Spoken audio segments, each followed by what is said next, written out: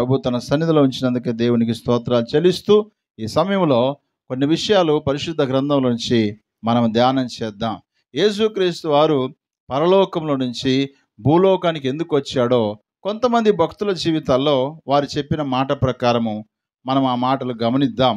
మత్తయి సువార్త 1వ అధ్యాయము 21వ వచనములో, ఆమె ఒక కుమారుని కనును, తన ప్రజలను వారి పాపం నుండి ఆయనే రక్షించును గనుక ఆయనకు యేసు అని పేరు పెట్టుదు అని ఇక్కడ ఈ మాటను మనం చూస్తాం. మత్తయి అనేటువంటి దైవజనుడు ఈ మాటను ఈ విధంగా రాసి ఉంచాడు. అనగా యేసుక్రీస్తు వారి యొక్క పుట్టుకను గురించి గబ్రియేలు దూత చెప్పినటువంటి విషయాన్ని ఆయన ఆమోదిస్తూ, లేవి లేక మత్తయి అయినటువంటి భక్తుడు ఈ మాటను రాస్తూ, ఆయన తన ప్రజలను వారి పాపం నుండి ఆయనే రక్షిస్తాడనే విషయాన్ని ఆయన చెబుతూ వచ్చాడు.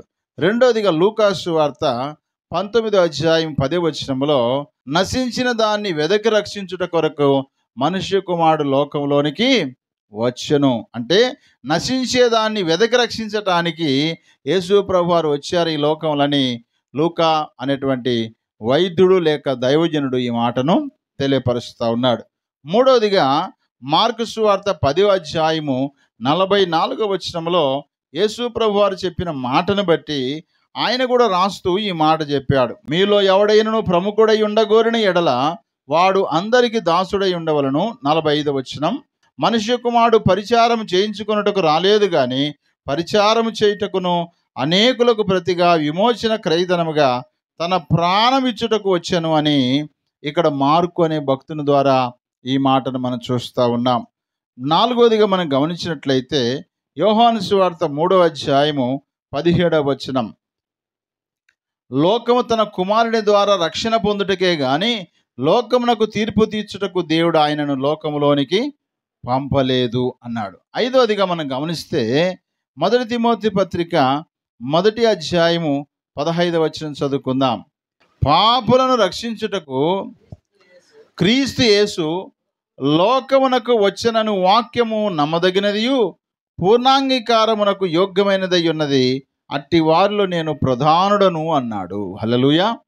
అంటే ఇక్కడ నలుగురు భక్తులు కూడా, మత్తయి అనేటువంటి భక్తుడు ఏమంటున్నాడు అని అంటే, తన ప్రజలను వారి పాపం నుంచి రక్షించడానికి వచ్చాడు అన్నాడు. రెండవ భక్తుడు ఎవరు? లూకా. లూకా ఏమని చెప్తున్నాడు? నశించిన దానిని వెదకి రక్షించడానికి వచ్చాడన్నాడు. మార్కు అనేటువంటి భక్తుడు ఏమంటున్నాడు? పరిచారం చేయడానికి ఆయన వచ్చాడు కానీ పరిచారం చేయించుకోవడానికి రాలేదన్నాడు. యోహాను భక్తుడు ఏమన్నాడు? లోకము తన కుమారుని ద్వారా అనగా యేసుక్రీస్తు ద్వారా రక్షణ పొందుటకే వచ్చాడు కానీ లోకానికి తీర్పు తీర్చడానికి రాలేదన్నాడు. ఇక తిమోతి భక్తుడు ఏమన్నాడు? పాపులను రక్షించుటకే క్రీస్తు యేసు లోకానికి వచ్చాడు. ఇవన్నీ కూడా భక్తుల యొక్క మాటల్లో, వాళ్ళ అనుభవాల్లో యేసు ప్రభు వారితో వారు తిరిగి వారు విన్నటువంటి మాటలు, గ్రహించిన మాటలను ఈ విధంగా మనకు ఈ సువార్తలో రాస్తూ వచ్చారు. అయితే స్వయాన యేసుక్రీస్తు వారే, కొన్నిసార్లు మనం ఎవరి మాట ఎక్కువగా నమ్ముతామంటే పక్కన వారి మాట నమ్ముతాం కానీ సొంతోళ్ళ మాట ఎప్పుడు నమ్మం. చాలాసార్లు ఒక విషయాన్ని మనం తెలుసుకోవాలంటే ప్రియులారా, 10 మందిని అడిగితే మనకు తెలియదు. ఒరిజినల్ ఎవరో వాళ్ళని అడిగితే మనకు సంపూర్ణంగా తెలుస్తుంది. అబ్రహామును ఒకవేళ అడుగుదాం, అబ్రహామా నువ్వు ఏ విధంగా దేవుళ్ళలోకి వచ్చావు అని అంటే ఆయన ఏమంటాడు? నేను నా తండ్రి ఇంట ఉన్నప్పుడు దేవుడు నన్ను పిలిచాడు, అందుకోసం బయటకు వచ్చాను అంటాడు. అవునా కదా? అదే ఒకవేళ ఇస్సాకుని అడిగాడు అనుకోండి, ఇస్సాకు ఏం చెప్తాడు? మా నాన్న మా తాతోళ్ళ ఇంట్లో ఉన్నాడంట, దేవుడు ఆయన్ని పిలిచాడంట, అందుకని బయటకు వచ్చాడంట, అంట అని చెప్పేసి, అంటే మనం చూడని దాన్ని, వినని దాన్ని అంట అనే మాటను కలిపి మనం మాట్లాడుతుంటాం. కానీ చూస్తే ఖచ్చితంగా ఇది ఖచ్చితంగా చూసినాం కాబట్టి నిజమే అని చెప్తాం. అవునా? అందుకని యేసుక్రీస్తు పుట్టాడా లేదా అనడానికి జ్ఞానులను అడిగితే సరిపోతుంది. ఖచ్చితంగా వాళ్ళు చెప్తారు యేసు ప్రభు వారు పుట్టారు. గొర్రెల కాపలను అడిగితే యేసు ప్రభు వారు పుట్టాడు అంటారు. సిమియోను అడిగితే పుట్టాడు అంటారు. అంటే బైబిల్లో ఆయన ఎవరెవరు దర్శించారో వారందరూ కూడా పుట్టారనే సంగతిని ఖచ్చితంగా నిర్ధారణ చేసి వారు మాట్లాడుతూ ఉంటారు. అందుకే ప్రియులారా, మనము ఇతరులు చెప్పిన మాటలు ఏ విధంగా అయితే నమ్మడానికి వీలు కావో అలాగే బైబిల్లో కొంతమంది భక్తులు చెప్పిన మాటలు కూడా నమ్మడానికి వీలుగానట్టుగా ఏం చేస్తుంటారు, అది భక్తులు ఆయనతో తిరిగిన వాళ్ళు గ్రహించి రాశారని కొంతమంది అబద్ధ బోధలు చేస్తూ ఉన్నారు. వాళ్ళ శిష్యులు కాబట్టి ఆయన గురించి గొప్పలు రాసుకున్నారు, ఆయన శిష్యులు కాబట్టి ఆయన గురించి వివరించి రాసుకున్నారు, అంతేగాని అది వాస్తవం కాదు అన్నట్టుగా చాలామంది మాట్లాడుతున్నారు. కానీ ఒకటి గుర్తుపెట్టుకుందాం, మన అంతరంగంలో ఉన్నటువంటి విషయాలు, మన హృదయంలో ఉన్నటువంటి విషయాలను మనమే చెబితే ఎదుటి వారికి చాలా బాగా అర్థమవుతాయి.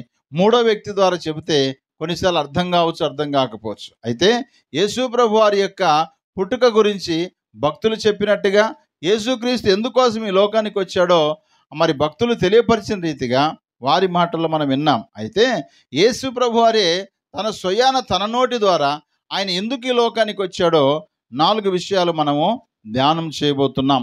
అందులో భాగంగా మొట్టమొదటి విషయాన్ని చదువుకుందాం. లూకా సువార్త 5వ అధ్యాయం 32వ వచనం. మారు మనసు పొందుటకై నేను పాపులను పిలవచ్చితిని గాని నీతిమంతులను పిలవరాలేదని వారితో చెప్పెను. హల్లెలూయా. ప్రియమైన దేవుని బిడ్డలారా, ప్రభువైన యేసుక్రీస్తు వారు చెబుతున్న మాట ఏంటంటే, మారు మనసు పొందుటకై నేను పాపులను పిలవడానికి వచ్చానన్నాడు. బా, ఒక పాపం చేసే వ్యక్తిని ఎప్పుడైనా పిలుచుకుంటాం మనం? పాపం చేసే వ్యక్తితో మనం ఎప్పుడైనా సహవాసం చేస్తామా? పాపం చేసే వ్యక్తి గురించి ఎక్కువగా మాట్లాడతామా? వాళ్ళతో స్నేహం చేయడానికి ఏమైనా ఇష్టపడతామా చెప్పండి? ఎంత మాత్రం ఇష్టపడము. పాపం చేసే వ్యక్తిని మరలా పిలుచుకోవడానికి వీలు లేదన్నట్టుగా ఉంటాయి. ఎందుకంటే మరలా మనం పిలిచామనుకో ఏమనుకుంటారు చుట్టుపక్కల వాళ్ళు? ఏమనుకుంటారు? ఈమెకు అలాంటి లక్షణము ఉందేమో, ఈయనకు కూడా అలాంటి లక్షణము ఉందేమో, ఆమెతో కలిసి లేక ఆయనతో కలిసి ఈమె కూడా పాపం చేస్తుండొచ్చు, అందుకే ఈ స్నేహం ఇలా ముదిరిపోతుంది అన్నట్టుగా ప్రజలు ఆలోచన చేస్తారా లేదా? తప్పకుండా అలాంటి ఆలోచన చేస్తారు. కానీ యేసు ప్రభు వారు ఏం చెప్తున్నారు ఇక్కడంటే, నేను పాపులను పిలవడానికి వచ్చాను. ఎందుకు పాపులను పిలవడానికంటే, పాపులు మారు మనసు పొందుట కోసమే నేను వచ్చానంటున్నాను ఒక్క మాటలో. హల్లెలూయా. అంటే యేసు ప్రభు వారి యొక్క రాక పాప జీవితాన్ని మార్చుకోవడానికి, మారు మనసు పొందడానికి ఎంత ముడిపడి ఉందో ఇక్కడ మనం అర్థం చేసుకోవాలి. ఉదాహరణకి మీరు ఇక్కడ రాకపోతే ఇక్కడ ఆరాధన చేయడానికి, నడిపించడానికి నాకు వీలవుతుందా చెప్పండి? వీలవుతుందా? ఒకవేళ మీరందరూ వచ్చి నేను రాకపోయినా అనుకోని ఆరాధన జరగడానికి వీలు పడుతుందా? వీలు పడదు. అంటే మీకు నాకు ఏముంది, సంబంధం ఉందా లేదా? తప్పకుండా అవినావ సంబంధం ఉంటుంది. ఈ సంబంధాన్ని బట్టి యేసు ప్రభు వారిని ఆరాధన చేయడానికి గొప్ప అవకాశాన్ని మనము ఏర్పాటు చేసుకొని ఆరాధన జరుపుతూ ఉంటాం. అలాగనే తండ్రి అయిన దేవుని దగ్గర నుంచి వచ్చిన ప్రభువైన యేసుక్రీస్తు, పరలోకం నుంచి వచ్చిన దేవుడు పాపులకు మారు మనసు కలుగు చేయట కొరకై ఆయన వచ్చాడనే సంగతిని యేసయ్య తన మాటల్లో జ్ఞాపకం చేస్తున్నాడు. అందులో ఉదాహరణగా లూకా సువార్త 19వ అధ్యాయం 8వ వచనంలో యేసు ప్రభు వారు జక్కయ్య అనేటువంటి ఇంటికి వెళ్తాడు. ఈ జక్కయ్యకు ఒక ముద్ర ఏంటంటే పాపి అనే ముద్ర ఉంది ఆల్రెడీ. ఏ ముద్ర అది? పాపి అనే ముద్ర ఉంది.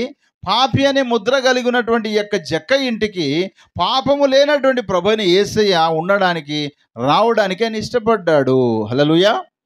అంటే పరలోకంలోంచి భూలోకానికి పాపులకు మారు మనసు కలగజేయడానికి వచ్చిన ప్రభువు నిజంగా పాపి అని గుర్తింపబడి, పాపి అని హెచ్చరింపబడి, పాపి అనేటువంటి ముద్ర వేయబడినటువంటి జక్కయ్య ఇంటికి రానే వచ్చాడు. అంతమంది జనసమూహం ఉన్నప్పటికీ, చూడండి వినండి, అంత పెద్ద జనసమూహం ఉన్నప్పటికీ యేసయ్య దృష్టి అంతా ఎవరి మీద ఉంది? జక్కయ్య ఇంటి మీద ఉందా? ఈ జక్కయ్య మీద ఉందా? జక్కయ్య మీదనే ఉంది. కాబట్టి ఇప్పుడు జక్కయ్య దేని మీద ఉన్నాడు? జక్కయ్య దేని మీద ఉన్నాడు? చెట్టు మీద ఉన్నాడు. చెట్టు మీద ఉన్నటువంటి జక్కయ్య మీద యేసు ప్రభు వారి దృష్టి పోయింది. కారణం ఏంటో తెలుసా? మనుషుల దృష్టిలో జక్కయ్య ఎలాంటి వాడు? పాపి. బా, చదవండి ఆ మాట. లూకా సువార్త 19వ అధ్యాయము 1వ వచనం నుంచి చదువుదాం.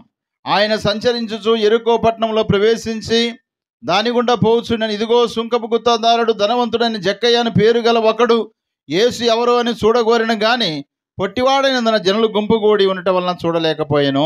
అప్పుడు యేసు ఆ త్రోవను రానయుండిన గనుక అతడు ముందుగా పరిగెత్తి ఆయన చూచుటకు ఒక మేడి చెట్టు ఎక్కెను. యేసు ఆ చోటికి వచ్చినప్పుడు కనులెత్తి చూసి, జక్కయ్య త్వరగా దిగుము, నేడు నేను నీ ఇంట ఉండవలసింది ఆయనతో చెప్పగా, అతడు త్వరగా దిగి సంతోషంతో ఆయన్ని చేర్చుకొనెను. అందరూ అది చూసి, చూడండి ఇక్కడ 19 లూకాసు సువార్త 19 అధ్యాయం 7వ వచనంలో, అందరూ అది చూసి ఈయన పాపి అయిన మనిషిని యొద్ద బస చేయ వెళ్ళనని చాలా సనుగుకున్నారంట. అబ్బా, అంటే జక్కయ్య పేరుంది, తన ప్రొఫెషన్ ఏంటి, సుంకపు గుత్తాదారుడు.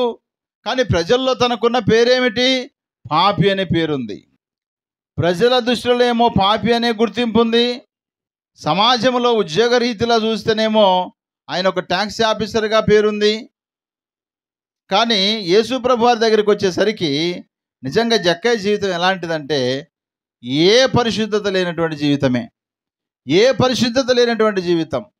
యేసయ్య ఎదుట నిలబడడానికి కానీ కూర్చోవడానికి కూడా అర్హత లేనటువంటి జీవితమైనది.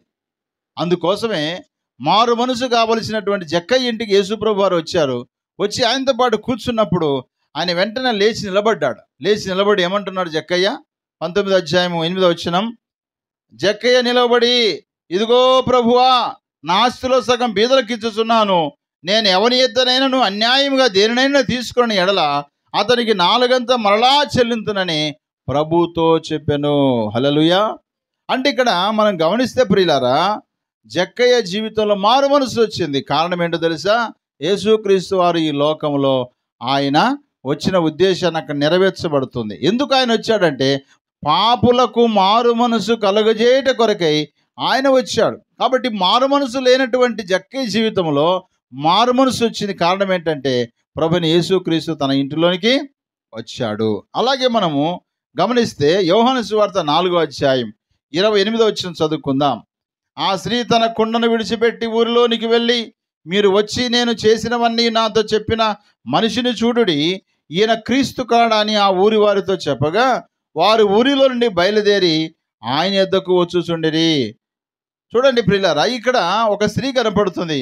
ఈ స్త్రీ కూడా ఎలాంటిదంటే పాపంలో బ్రతుకుతున్న స్త్రీయే ఈమె కూడా. ఈమె పేరేంటి? సమరయ స్త్రీ. ఏ స్త్రీ ఈమె? సమరయ స్త్రీ. ఈ సమరయ స్త్రీ పాపంలో బ్రతుకుతుంది, పాపంలో తిరుగుతుంది. తను చేసే పాప జీవితాన్ని బట్టి పట్టపగలు ఏమీ చేయలేని పరిస్థితిలో ఉన్నటువంటి పరిస్థితిని మనం చూస్తున్నాం. పట్టపగలు ఉన్నటువంటి పరిస్థితులలో నిజంగా అందరూ చూస్తారేమో అని చెప్పేసి మిట్ట మధ్యాహ్నమున ఆమె ఏం చేసేది, బావి దగ్గరికి వచ్చి నీళ్లు చేదుకొని పోయేది. బావి దగ్గరికి వచ్చి నీళ్లు చేదుకొని పోయేటువంటి ఈమె దగ్గరికి యేసుప్రభు వారు ఒంటరిగా ఉన్నప్పుడు ఆమె దగ్గరికి వచ్చాడు. చదవండి ఆ మాట. యోహాను సువార్త 4వ అధ్యాయం 5వ వచనం చదువుకుందాం. యాకోబు తన కుమారుడైన యోసేపుకి ఇచ్చిన భూమి దగ్గర ఉన్న సమరయలోని సుకారను ఒక ఊరికి వచ్చెను. అక్కడ యాకోబు బావి ఉండెను గనక యేసు ప్రయాణం వలన అలసి ఉన్న రీతిని ఆ బావి యొద్ద కూర్చుండెను. అప్పటికి ఇంచుమించు 12 గంటలు ఆయను. సమరయ స్త్రీ ఒకటి నీళ్లు చేదుకొనుటకు అక్కడికి రాగా, యేసు నాకు దాహము కిమ్మని ఆమెను అడిగెను. ప్రియులారా, ఇక్కడ ఒక విషయాన్ని మనం గమనించాలి. ఈ యాకోబు బావి దగ్గర యేసు ప్రభు వారు కూర్చోవడం కారణం ఏంటి తెలుసా? ఆ యొక్క సమరయ స్త్రీ అక్కడికి వస్తుందని తెలుసు ఆయనకు. ఆయన మనిషిని అంతర్యం ఎరిగిన వాడు, మనుషుల యొక్క స్థితిగతులు ఎరిగిన వాడు గనుక ఆయన అక్కడే కూర్చున్నాడు. అప్పుడు టైం ఎంత అయిందట? 12 గంటల సమయమైంది. మిట్ట మధ్యాహ్నం సమయంలో ఆమె నీళ్ళకు రానే వచ్చింది సమరయ స్త్రీ. ఆ నీళ్ళకు వచ్చినటువంటి ఆ సమరయ స్త్రీ యొక్క జీవితంలో పాపమునంతా కూడా యేసుప్రభు వారే గుర్తు చేశాడు. చూడండి ఆ మాట. యోహాను సువార్త 4వ అధ్యాయం 15వ వచనం. ఆ స్త్రీ ఆయన్ను చూసి, అయ్యా, నేను తప్పికొనకుండానట్లును చేదుకొనుటకు ఇంత దూరం రాకుండానట్లు ఆ నీళ్లు నాకు దయచేయమని అడగగా, యేసు నీవు వెళ్ళి నీ పెనిమిటిని పిలుచుకొని ఇక్కడికి రమ్మని ఆమెతో చెప్పాను. ఆ స్త్రీ నాకు పెనిమిటి లేడనగా యేసు ఆమెతో, నాకు పెనిమిటి లేడని నువ్వు చెప్పిన మాట సరియే. నీకు 5 పెనిమిట్లుండిరి, ఇప్పుడు ఉన్నవాడు నీ పెనిమిటి కాడు, సత్యమే చెప్పితివని యేసయ్య ఆమెతో మాట్లాడాడు. అంటే తన వ్యక్తిగత జీవితంలో తనకున్నటువంటి అక్రమ సంబంధాల జీవితంతో బ్రతుకుతున్న ఈ పాప జీవితాన్ని ఎవరు గుర్తించలేకపోయారు, ఎవరు ప్రశ్నించలేకపోయారు, ఎవరు ఏమిటి అనలేకపోయారు. కారణం ఏంటో తెలుసా? ఎవరు చెప్పినా ఆమె వినేటట్టుగా లేదు. ఎవరు చెప్పినా ఆమె వినేటట్టుగా లేదు. కాబట్టి 1 కాదు, 2 కాదు, 3 కాదు, 4 కాదు, 5 మంది పెనిమిట్లు. ఇప్పుడు ఉన్నవాడు కూడా నీవాడు కాడు. కారణం ఏంటో తెలుసా? 6 మంది భర్తలు ఆమెకి. అంటే ఈమె అక్రమ సంబంధాలతో తన శరీరాన్ని పాడు చేసుకుంటుంది. నీ దేహమే దేవుని ఆలయమని దేవుని వాక్యం సెలవిస్తుంది. దేవుని వాక్యం తెలిసి కూడా, ధర్మశాస్త్రం తెలిసి ఉండి కూడా, ఈ యొక్క యూదురాలై ఉండి కూడా అక్కడ ఉన్నటువంటి ఆమె సమరయ పట్టణంలో నిజంగా పాపులు అనేటువంటి వారిగా వారిని ఎంచుతారు వాళ్ళని. ఈ సమరయ పట్టణంలో ఉండే వారందరూ కూడా యూదులే వాళ్ళు కూడా. కానీ అష్షూరు రాజు చేతి కిందికి వెళ్ళిపోయినప్పుడు అన్యులను వివాహం చేసుకొని పుట్టిన కారణాన్ని బట్టి వీళ్ళు సమరయులని పక్కన పెట్టేశారు వాళ్ళని. ఆ పక్కన పెట్టినటువంటి ఆమెకు ఏమి తెలుసు అంట? యాకోబు అనేటువంటి బావి తెలుసు ఆమెకు. యాకోబు బావి తెలుసు కనుక ఆమె అంటుంది, అక్కడికి వచ్చి నీళ్లు చేదుకోవడానికి రానే వచ్చింది. యేసుప్రభు ఆమెతో మాట్లాడుతూ, అమ్మా నీకు 5 మంది పెనిమిట్లున్నారు, ఇప్పుడు ఉన్నవాడు నీవాడు కాడు అని చెప్పేసరికి ఆమె ఏం చేసింది చూడండి 19వ వచనంలో. అప్పుడు ఆ స్త్రీ, అయ్యా నీవు ప్రవక్తవని గ్రహించుచున్నాను. మా పితరులు ఈ పర్వతమును ఆరాధించిరి గాని ఆరాధింపవలసిన స్థలము యెరూషలేములో ఉన్నదని మీరు చెప్పుదురని ఆయనతో అనగా, యేసు ఆమెతో ఇట్లనెను, అమ్మా ఒక కాలం వచ్చున్నది, ఆ కాలం ఈ పర్వతము మీదనైనను యెరూషలేములోనైనా మీరు తండ్రిని ఆరాధింపరు. నా మాట నమ్ముము. మీరు మీకు తెలియని దాన్ని ఆరాధించువారు, మేము మాకు తెలిసిన దాన్ని ఆరాధించువారము. రక్షణ యూదులలో నుండియే కలుగుచున్నది.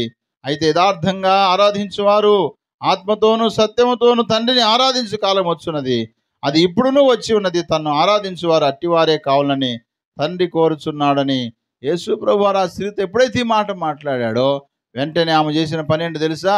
ఆ నీళ్లు చేదుకొని వెళ్ళిపోవాల్సినటువంటి ఆమె యేసు ప్రభువారితో మాట్లాడిన తర్వాత ఆ కుండను అక్కడే విడిచిపెట్టి తన యొక్క గ్రామమైన సమరయకి వెళ్ళిపోయి అక్కడ అందరూ చెప్తుంది, ఇదిగో నేను చేసినవన్నీ నాతో చెప్పిన వారిని నేను చూశాను. ఆయన క్రీస్తుగాడా, రండి మీరు కూడా ఆ క్రీస్తును చూద్దామన్నప్పుడు వాళ్ళందరూ పరిగెత్తుకుంటూ వచ్చారు. పరిగెత్తుకుంటూ వచ్చినప్పుడు ఏం జరిగిందో చూద్దాం. యోహాను సువార్త 4వ అధ్యాయము 39వ వచనం నుంచి, నేను చేసినవన్నీ నాతో చెప్పినని సాక్ష్యం ఇచ్చిన స్త్రీ యొక్క మాటను బట్టి ఆ ఊరిలోని సమరయులలో అనేకులు ఆయన యందు విశ్వాసం ఉంచిరి. ఆ సమరయులు ఆయన యొద్దకు వచ్చి తమ యొద్ద ఉండమని ఆయన వేడుకుంటే గనక ఆయన అక్కడ 2 దినములు ఉండెను. ఆయన మాటలు వినినందున ఇంకను అనేకులు నమ్మి ఆ స్త్రీని చూసి, ఇక మీదట నువ్వు చెప్పిన మాటను బట్టి కాక మా మట్టుకు మేము విని ఈయన నిజముగా లోక రక్షకుడని తెలుసుకొని నమ్ముచున్నాము అన్నారట. హల్లెలూయా. సమరయ స్త్రీ పాపాన్ని ప్రభు బయటపెట్టే కారణం ఏంటి తెలుసా? ఆమెను రక్షించటానికే. ఆమె జీవితంలో మారు మనసు రావడం కోసమే. చాలాసార్లు మనం అనుకుంటాం, నా గురించి నీకెందుకు, నా లోపాలు నా పాపాలు ఎన్నో ఉంటే దేవుడు చూసుకుంటాలే అంటే పక్కన వాడు నీ లోపాలు చెప్పకూడదా? పక్కన వారు నీకున్నటువంటి బలహీనత చెప్పకూడదా? చెప్పి నేను సరిచేయకూడదా? నీ జీవితంలో మార్చుకోకూడదా? నువ్వు ఎన్ని క్రిస్మస్లు పోతాయి, ఎన్ని ఆరాధనలు పోతాయి, ఎన్ని పండగలు దాటిపోవాలి నీ జీవితంలో. యేసు ప్రభు వారు చెప్పిన మాట స్పష్టంగా అర్థమవుతుంది. పాపులకు మారు మనసు కలుగజేయటం కోసం నేను వచ్చానని చెప్పాడు. అదే ఉద్దేశాన్ని జక్కయ్య జీవితంలో ఏం చేశాడు? ప్రభు నెరవేర్చాడు. మారు మనసు కలిగే ప్రభుని ఆరాధిస్తున్నావా? జక్కయ్య ఇంటిలో యేసు ప్రభు వారు ఉన్నప్పుడు, జక్కయ్య జీవితంలో మారు మనసు వచ్చినప్పుడు యేసయ్యకి ఎంత సంతోషమో తెలుసా? ఆ సంతోషంలో ఒక మాట అననే అన్నాడు. ఏమన్నాడు? ఇతడు కూడా అబ్రహాము కుమారుడే, నేడు ఇంటికి రక్షణ వచ్చిందన్న. హల్లెలూయా. మనం నిజంగా మనం పాపాలను ఒప్పుకుంటే, మనం మారు మనసు పొందితే, ప్రియులారా, మారు మనసు పొందితే ప్రభువు వచ్చినటువంటి ఉద్దేశం, ప్రభు ఈ లోకంలో జన్మించిన ఉద్దేశము ఖచ్చితంగా నెరవేర్చబడుతుంది. ఒక పాపి మారు మనసు పొందుట ద్వారా పరలోకములో దేవుడు దేవదూతలు ఏం చేస్తారంట? అత్యధికముగా సంతోషిస్తారు. నిజంగా మనం బాప్తీసం పొందినప్పుడు పరలోకంలో దేవుడు తన దూతలు ఎంత సంతోషించుంటారో, ఈ భూలోకంలో దేవుని మందిరం ఉన్నటువంటి సేవకుడు విశ్వాసులు ఎంత సంతోషించుంటారు కదా. నిజమే. కానీ బాప్తీసం తీసుకున్న తర్వాత కరెక్ట్గా ఉన్నావా లేదా? నీ జీవితంలో మానుకోవలసిన మానుకుంటున్నావా? మార్పు పొందవలసిన విషయాలు మార్పు పొందుతున్నావా? ఏ విషయంలో నేను మారు మనసు పొందాలనే ఆలోచన వస్తుంది, కానీ నేను పొందలేకపోతున్న చాలాసార్లు నిరాశపడిన సందర్భాలు లేవంటారా? ఇలా చేయకూడదు, ఇలా మాట్లాడకూడదు, ఇలా ఉండకూడదు అనుకున్నాను చాలాసార్లు, కానీ అలాగే బ్రతుకుతున్నాను. నిజంగా జక్కయ్య జీవితంలో మరలా ఎవరి దగ్గర అన్యాయంగా తీసుకున్నట్టుగా కనబడలేదు. ఆయన చేసిన ఒక పని ఏంటో తెలుసా? మారు మనసు పొందాడు, అంతే. ఆ మారు మనసు ఎంతవరకు తీసుకుపోయింది తెలుసా? తన ఇంటినందరినీ కూడా రక్షించడానికి దారి తీస్తుంది. హల్లెలూయా. అలాగే సమరయ స్త్రీ జీవితంలో కూడా మారు మనసు కలుగజేయడానికి ప్రభు వచ్చాడు కనుక ఆ సుకార్ అనే బావి యొద్ద యేసు ప్రభు వారు కూర్చొని ఆమె కోసం కనిపెట్టుకొని కూర్చున్నాడు. కనిపెట్టుకొని కూర్చొని ఆమె రాగానే ఆమెతో కొంతసేపు మాట్లాడాడు. మాట్లాడిన తర్వాత తన పాపాన్ని బయట పెట్టాడు. పాపాన్ని బయట పెట్టిన తర్వాత ఆమె తన కుండను విడిచిపెట్టి ఆమె ఎక్కడికి వెళ్ళి వారి గ్రామానికి వెళ్ళి, అయ్యా నేను చేసినవన్నీ నాతో చెప్పిన వాడు ఈయనే మెస్సియా, ఈయన కోసం మనం ఎదురు చూస్తూ ఉన్నాం ఇంతకాలం. అంటే యూదులకు ఒక నిరీక్షణ ఒకటి ఉంది, ఏంటంటే క్రీస్తు ఈ లోకంలో జన్మిస్తాడని. క్రీస్తు ఈ లోకంలో జన్మిస్తాడనే నిరీక్షణ అయితే ఉంది, కానీ యేసుక్రీస్తు వారు పుట్టినప్పుడు ఎవరు నమ్మలేదు. అందుకే ఆమె అంటుంది, అయ్యా నేను చేసిన నాతో చెప్పినవాడు ఈయననే క్రీస్తు, ఈయన నేను కనుగొన్నాను, రండి చూద్దాం అన్నప్పుడు వాళ్ళు కూడా పరిగెత్తుకుంటూ వచ్చి చివరికి వాళ్ళు అన్నారు, అమ్మా నువ్వు చెప్పిన మాటను బట్టి కాదు, కానీ నిజంగా ఈయన లోకానికే రక్షకుడని సమరయ పట్టణస్థులు అందరూ చెప్పగలిగారు. కారణం ఏంటంటే సమరయ స్త్రీలో నిజమైన మారు మనసు కలిగింది. నీలో అలాంటి మారు మనసు ఉందా? జక్కయ్య జీవితంలో నిజమైన మారు మనసు ఉంది. అందుకోసమే తన కుటుంబం రక్షింపబడ్డది. కాబట్టి ప్రియ దేవుని జనాంగమా, దేవుని బిడ్డలారా, ఈ క్రిస్మస్ సందర్భంగా యేసు ప్రభువారు వచ్చిన ఉద్దేశము పాపులకు మారు మనసు కలుగు, మంచివారికి మారు మనసు కాదు, పాపం చేసేవాడు మారు మనసు పొందుట. అంటే అర్థం ఏంటంటే చేసే పాపాన్ని విడిచిపెట్టుకోవడమే మారు మనసు అంటే. మారు మనసు అంటే ఎక్కడి నుంచో మరలా ప్రత్యేకంగా తీసుకొచ్చుకునేది ఏం లేదు. ఏదైతే నువ్వు తప్పిదం చేస్తున్నావు, ఏదైతే పాపం చేస్తున్నావు, ఏదైతే ఇది నా బలహీనత అనుకుంటున్నావో దాన్ని చేయకుండా మానుకోవడమే నిజమైనటువంటి మారు మనసు. కాబట్టి ప్రభువైన యేసయ్య చెప్పిన రీతిగా పాపులకు మారు మనసు పొందుట కొరకే నేను వచ్చితనని చెప్పినటువంటి విషయాన్ని బట్టి జక్కయ్య జీవితం మార్చబడింది. అలాగా సమరయ స్త్రీ యొక్క జీవితంలో మారు మనసు కలిగింది. కాబట్టి మన జీవితంలో ఏ ఏ విషయాల్లో మనం మారు మనసు పొందాలో, ఏ ఏ విషయాలు మనం మార్చుకోవాలో వాటిని మనం మార్చుకోగలిగితే యేసయ్య చాలా సంతోషిస్తాడు. యేసయ్య చాలా సంతోషిస్తాడు, చాలా ఆనందిస్తాడు. ఆయన పుట్టినందుకు నిదర్శనంగా నీ జీవితంలో మార్పు కలిగిందనే సంతోషం ప్రభువుకు కలుగుతుందనే విషయాన్ని మనం గుర్తించి ఆ విధంగా ఈ లోకంలో ముందుకి కొనసాగాలి.